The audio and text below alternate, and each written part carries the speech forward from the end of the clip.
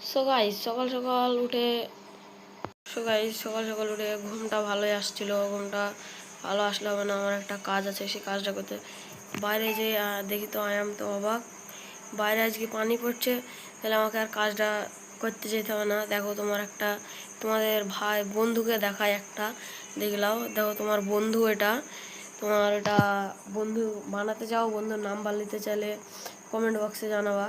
তো দেখুন পানি থেমে গেছে, একটু আমাদের সবজির দোকানে চলে এসেছি, সবজির দোকান থেকে চলে এসেছি। রাস্তার অবস্থাটা দেখতে পাচ্ছ কতটা খারাপ হয়ে আছে আমাদের গ্রামে।